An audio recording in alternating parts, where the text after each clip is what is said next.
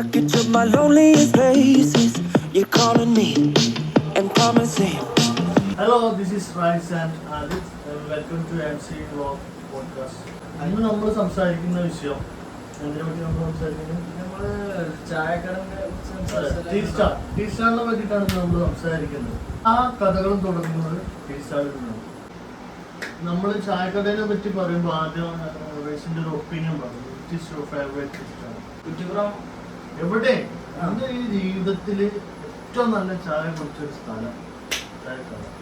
നല്ല ചായക്കട ബങ്കിലാണ്. ബങ്കില് നല്ല ചായക്കട ഉണ്ട്. കുറ്റിപ്പുറം കുറ്റിപ്പുറം അവിടുത്തെ ചായക്കടയാണ് ഇഷ്ടം. നമ്മള് രാവിലെ അങ്ങോട്ട് പോകുന്നുണ്ട്, രാവിലെ അതേമാതിരി രാത്രി അങ്ങോട്ട് പോയി. ഞാൻ പിന്നെ വേറെ എന്റെ ഫേവറേറ്റ് സ്ഥലം പറഞ്ഞ ചങ്ങനകുളത്തുള്ള ഒരു സുഖേട്ടന്റെ ചായക്കട. അതൊക്കെ ഇവിടെ പറഞ്ഞാല് ഭംഗിയായിരുന്നു ഇഷ്ടം. ഞാൻ അവിടുന്ന് കുടിക്കുന്നതല്ല. കുടിച്ചു കഴിഞ്ഞാല് അതന്നെ നല്ല ചായ. വീട്ടിൽ നിന്ന് നമ്മൾ ചായ കുടിക്കുന്നതിനെക്കാട്ടി കൂടുതൽ ഇതിലെന്താ ചായ കുടിക്കുമ്പോ കടയിൽ കിട്ടുന്ന ഫീൽ എന്താ? ഫീലെന്താ ചെയ്യുന്ന അവിടെ ഞാൻ പറയും നമുക്ക് കടയിന്ന് കുടിക്കുമ്പോഴുള്ള ഫീല് അത് നമ്മളെ ചെക്കന്മാരെല്ലാരും ഉണ്ടാവും, നമ്മളെ ഫ്രണ്ട്സുകൾ ഓരോ ആളുണ്ടാവും. അല്ലാതെ ഒറ്റയ്ക്ക് ചായ കടയിൽ നിന്ന് കുടിക്കാൻ അത് ഞാൻ പോക്ക് അങ്ങനെ പോവാറില്ല. പിശുക്കനാണ് അപ്പൊ റൈസ്.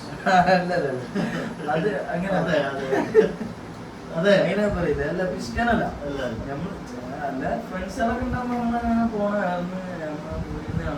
ഓക്കെ.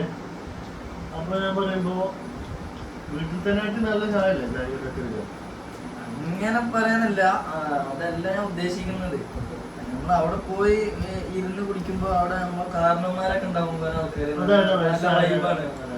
നല്ല വൈബാണ്. അവരെ ഒപ്പം ഇരുന്ന് ഇങ്ങനെ പഴയ കഥകളൊക്കെ ഇങ്ങനെ പറയുമ്പോ കേൾക്കുമ്പോ ഭയങ്കര നമുക്ക് ഭയങ്കര സന്തോഷം. കഥ കേട്ടതിൽ ഏറ്റവും ഇഷ്ടപ്പെട്ട ഒരു കഥ അങ്ങനെ ചോദിച്ചാല് കഥകള് അവരിങ്ങനെ 90-100 കാലഘട്ടത്തിൽ ഇങ്ങനെയൊക്കെ പറയൂലേ. ഒരു കഥ നമുക്ക് ഒന്ന് ഇപ്പൊ ഇവിടെ ഒന്ന് പറയാം. ഒരു കഥ ഒന്ന് പറയാൻ പറ്റുമോ? കേട്ട ഓർമ്മയുണ്ട്, കുറെ കഥ കേട്ടിട്ടുണ്ടാവില്ല. കഥകളില് ഇപ്പൊ ഇത് കഥ കേട്ടോ പറയും.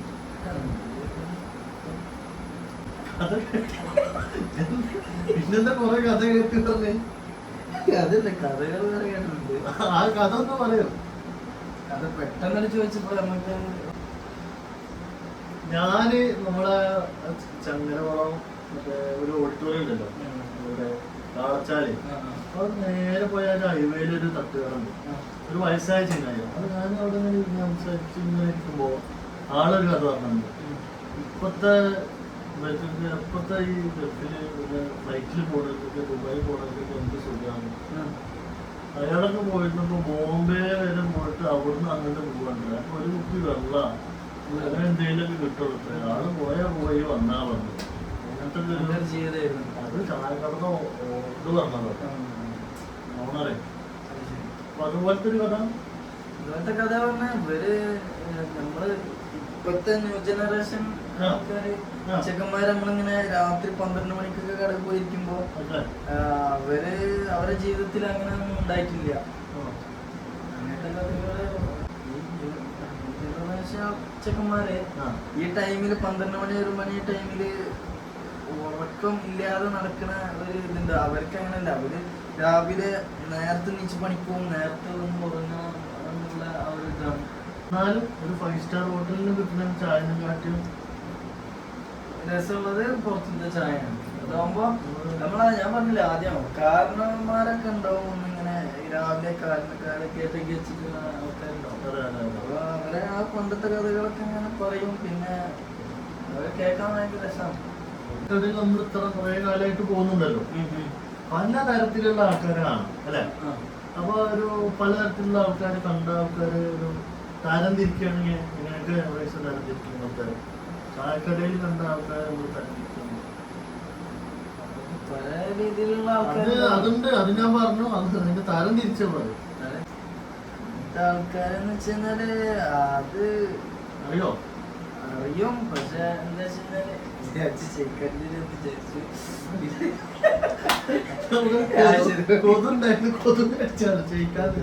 അങ്ങനത്തെ ആൾക്കാരെന്ന് വെച്ച് കഴിഞ്ഞാല് നമ്മള് ഫ്രണ്ട്സാളെ ഇപ്പൊ രാത്രി നമ്മള് വരികയാണെങ്കില് രാത്രി നിർത്ത് നമ്മളിത് ഒരു ആവർത്തനം ഒരു സ്ഥലം എത്തി ഇത് തുടങ്ങിയ ശേഷം നമ്മൾക്ക് വീഡിയോ എടുത്തോണ്ടിരിക്കുകയാണ് ഈ 12 മിനിറ്റ് വലിപ്പം 8ാമത്തെ വട്ടാണ് റൈസ് പറയുന്നത്.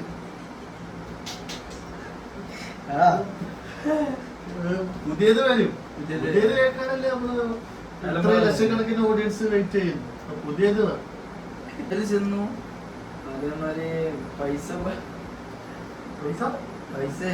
ആര് കൊടുക്കുന്നുള്ളൊരു ഞാൻ പറഞ്ഞല്ലോ, ഗ്രൂപ്പ് ഓഫ് ഫ്രണ്ട്സ് വന്നാല് കാശ് കൊടുക്കുന്നത് നീ കൊടുക്കും നീ കൊടുക്കും നീ കൊടുക്കുള്ളൂ. അല്ലാതുള്ള താല്പര്യം വേറെ ഏത് ടൈപ്പ് ആൾക്കാരാണ് കിട്ടുന്നത് ഞാൻ ചോദിക്കുന്നു.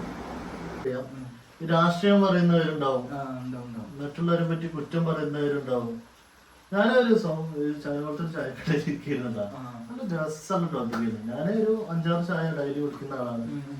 അവിടെ പോയാലും ഒരു 10 മിനിറ്റ് ബ്രേക്കിന് ഒരു 10 മിനിറ്റ് പോയിട്ട് ഇങ്ങനെ കുടിക്കും. അപ്പൊ 2 പേര് വന്ന്, അവര് നാട്ടിലുള്ളവരാണോ അങ്ങനെ സുഹൃത്തുക്കളാണ്. അപ്പൊ അവര് ചായ കുടിച്ച് നല്ല ക്ലോസ് ആയിട്ട് വർത്താനം പറയുന്നു. ചായ കുടിച്ചിട്ട് അപ്പൊ ഒരുത്തിന് കോള് വന്നു, അപ്പൊ എമർജൻസി ആയിട്ട് പോണം പറഞ്ഞു. അന്ന് ശരി. അപ്പൊ ആള് കാശ് കൊടുക്കാൻ വന്നപ്പോ ഇയാൾ പറഞ്ഞു ഞാൻ കൊടുത്തോണ്ട് പറഞ്ഞു. എന്നിട്ട് ആള് പോയി. ഇയാള് പോയപ്പോ ഈ ആളും കടക്കാരും തമ്മിൽ നല്ല കണക്ഷനാണ്. ഡെയിലി കസ്റ്റമർ വന്നത്. ഇവര് വന്നിട്ട് വേറെന്തോ ചർച്ച ഒക്കെ ചെയ്തിട്ട് ഇപ്പം പോയപ്പോ ഇപ്പം ഫുള്ള് കുറ്റം പിന്നെ പറയാം ചായക്കടക്കാരോട്. അപ്പൊ അങ്ങനത്തെ പല ആൾക്കാരുണ്ട് ചായക്കടയിൽ വന്നിട്ട്. അപ്പൊ ഞാനൊക്കെ ഇങ്ങനെ ഭയങ്കര ടൈപ്പ് ആൾക്കാർ. പിന്നെ പൊളിറ്റിക്സ് പറയുന്ന ആൾക്കാര്. ഇലക്ഷനൊക്കെ ആയാലും ചായക്കടയിൽ ഫുള്ള് പൊളിറ്റിക്സ് ആവും. ആര് ജയിക്കും ആര് തോൽക്കും അത് ഇത് അങ്ങനത്തെ ഒക്കെ ഉണ്ട്. ബെറ്റ് വെക്കുന്നവരുണ്ട്, വെറ്റ് വെക്കുന്നവരും ഉണ്ട്.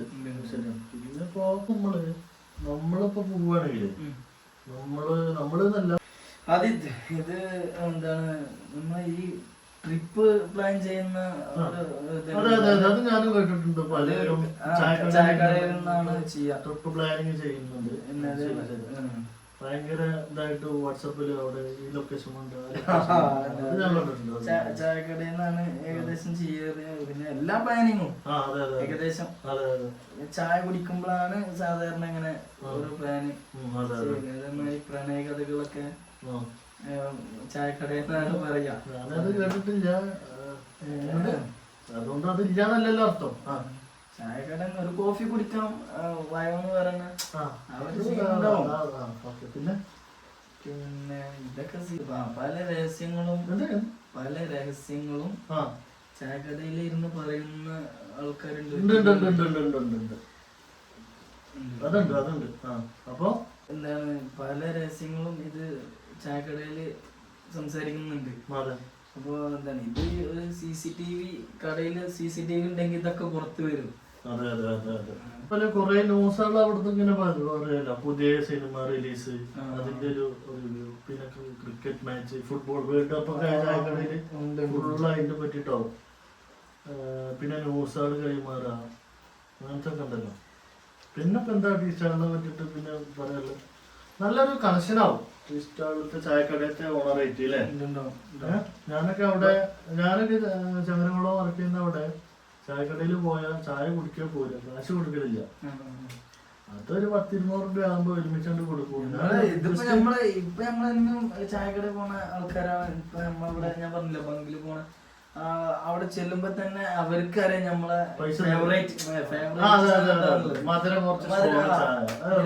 നിനക്ക് മധുരം കമ്മിയായിട്ട് സ്ട്രോങ് ചായ എടുക്കലെന്നൊക്കെ ചോദിക്കും. അപ്പൊ ഞാനൊക്കെ അവിടെ കാശ് പോലും കൊടുക്കലില്ല, ഉള്ളപ്പാണ്ട് കൊടുക്കില്ല. കാലാവുമ്പോണ്ട് കൊടുക്കും. അത് ഞാൻ വെറുതെ ഒരു ദിവസം ചോദിച്ചു എത്ര ചോദിച്ചു. എനിക്കറിയാം കറക്റ്റ് 280 ആയി. നമ്മള് കുടിച്ചു കഴിഞ്ഞാൽ എനിക്കറിയില്ല എന്റെ കുടിക്കുന്നു എത്ര വെച്ച് തന്നതാണ്. എന്റെ അല്ല കണക്കുള്ളൂ. ഒരു 300 രൂപ എടുത്ത് പോകുമ്പോ 200 നോട്ട് തന്നിട്ട് ഇനി എത്ര ഉണ്ടാവും. ഞാൻ പറഞ്ഞു 20 രൂപ മതി എന്ന് പറഞ്ഞിട്ട് അത്രയും ഒരു ആത്മബന്ധമാണ്. കുറെ 5 കൊല്ലത്തിന്റെ അടുത്തായി. ഇന്ന് നമ്മൾ സംസാരിച്ചത് ചായക്കടയിലെ അനുഭവങ്ങളെ പറ്റിയിട്ടാണ്. അപ്പോ അടുത്ത എപ്പിസോഡില് വേറെ ഒരു പുതുമയാർന്ന ടോപ്പിക്കായിട്ട് വരാം. എന്തായാലും വരും. അപ്പൊ ശരി, അടുത്ത വീഡിയോയില് കാണാം. ഓക്കെ. ബൈ.